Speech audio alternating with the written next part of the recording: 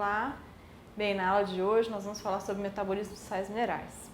E é muito importante deixar claro que nessa aula a gente vai dar uma ideia geral sobre o papel dos sais minerais na fisiologia das plantas. E a gente vai tentar relacionar isso com alguns sintomas de deficiências. Então não vamos entrar em detalhes em todos os elementos minerais, mas é interessante identificarmos como que as plantas respondem na falta desse elemento, considerado então importante para a sua fisiologia vegetal.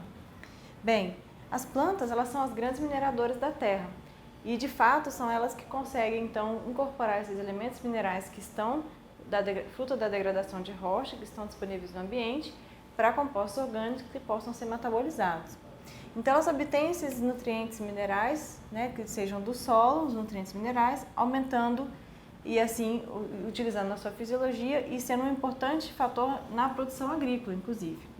Se hoje nós temos a produção agrícola que conhecemos, é graças ao uso de fertilizantes e o uso de forma descontrolada e sem muito cuidado, a gente pode ter alguns tipos de problemas de contaminação, levando então ao aumento da disponibilidade desse nutriente no ambiente e não tendo a forma como utilizá-lo pela planta e acaba sobrando, esse excedente leva a contaminações. Bem, a sua ausência, um elemento essencial diz que a sua ausência impede com que a planta complete o seu ciclo de vida. Então, eles são necessários para o metabolismo da planta e as plantas, na falta deles, apresentam sintomas de deficiência, que é o aspecto que nós vamos dar maior ênfase nessa questão dos sintomas de deficiência. Os nutrientes eles podem ser divididos em macronutrientes e micronutrientes, de acordo com a sua concentração relativa nos tecidos vegetais. Então, vamos ver alguns aspectos importantes dos elementos essenciais para as plantas. Bem, dos 89 elementos naturais, dos elementos químicos naturais, 19 estão presentes em plantas. Nessa tabela aqui nós podemos visualizar alguns deles, alguns obtidos de água, como o caso de hidrogênio, carbono e oxigênio, água e dióxido de carbono. Alguns macros, como o caso de nitrogênio, potássio, cálcio, magnésio, fósforo, enxofre, silício. E alguns micros aqui, relatados e a sua concentração relativa na matéria orgânica das plantas analisadas. Então, os macro e micros, de aspecto geral, são esses que a planta utiliza na sua fisiologia. Os elementos benéficos não são mais elementos essenciais, os benéficos são aqueles que na presença a planta aumenta o seu desempenho, ou seja, ela não desenvolve sintomas de deficiência e nem não para o seu ciclo de vida por falta dele, mas na presença dele a planta melhora o seu desempenho. Aqui como exemplo nós temos o sódio, para plantas CAN e C4, nas plantas halófitas, o sódio ele é importante para a entrada do piruvato no mesofilo e a planta, então, em maior concentração de sódio, apresenta maior crescimento. Da mesma forma, o silício. Em gramíneas, praticamente 4% do peso seco é silício e no Ixeto arvense, na cavalinha, 16% do peso seco é silício.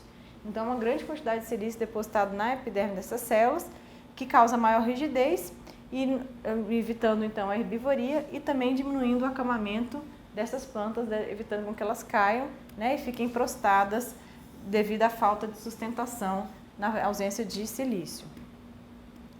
Bem, existe uma relação direta entre produtividade e disponibilidade de nutrientes. Nesse gráfico aqui, nós temos uma relação entre a concentração de nutrientes no tecido e o crescimento ou produtividade em porcentagem do máximo. Uma planta qualquer, uma planta hipotética, onde a gente pode simular que, de fato, em baixas concentrações de nutrientes, essa planta apresenta uma baixa produtividade.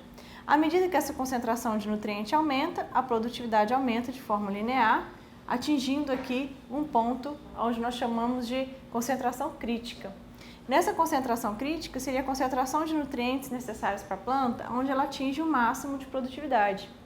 Não adianta colocar mais nutrientes porque a planta já atingiu o seu máximo de produtividade.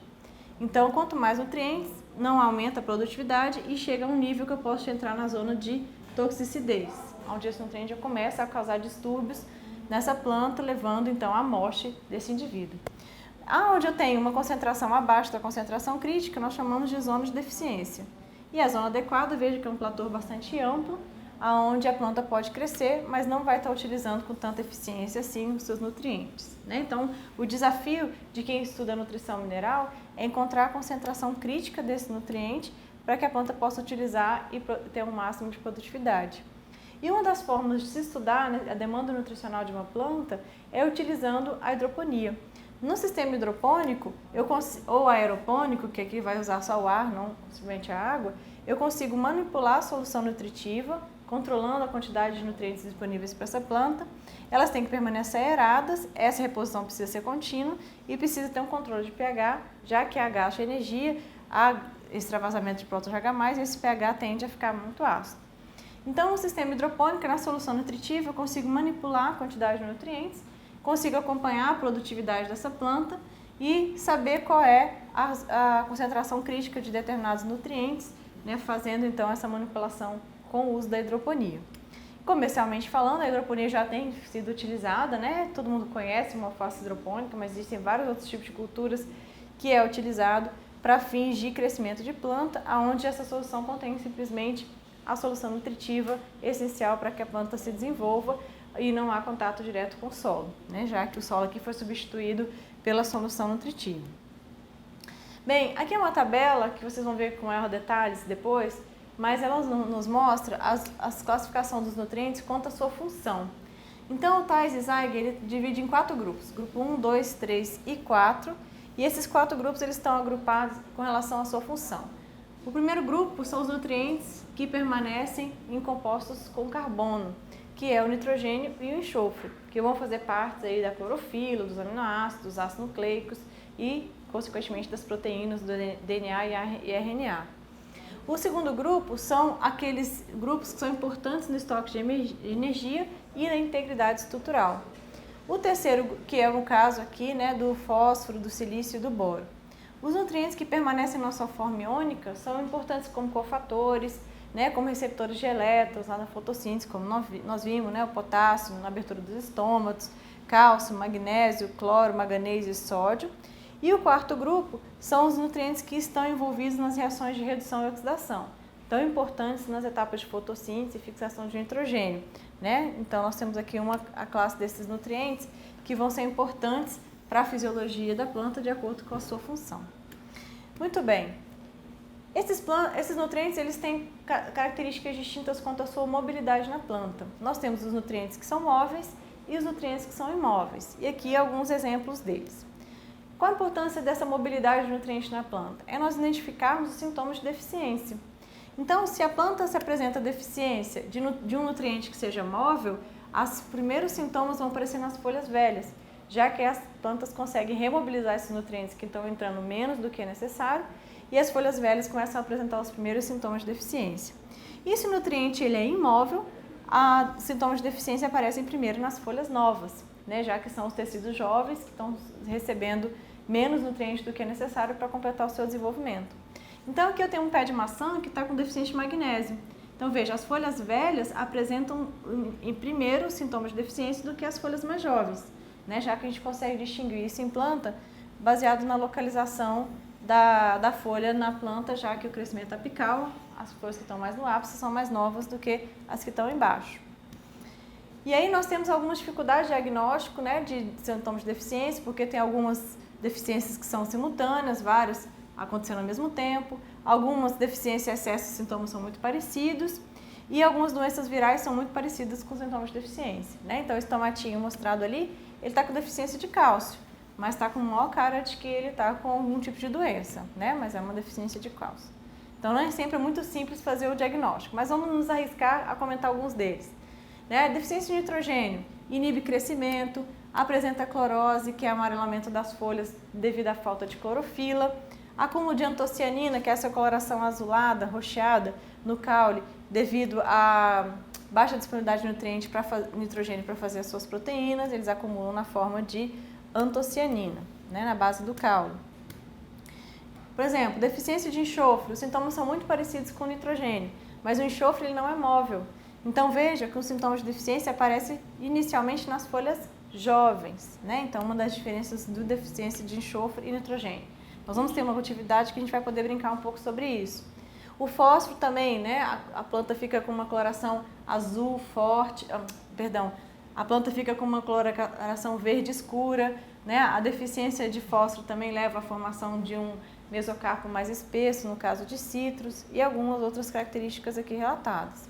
O silício nós já vimos que é um elemento benéfico, mas na falta dele, das plantas, eles desenvolvem então sintomas de acamamento e uma maior suscetibilidade a infecções fúngicas.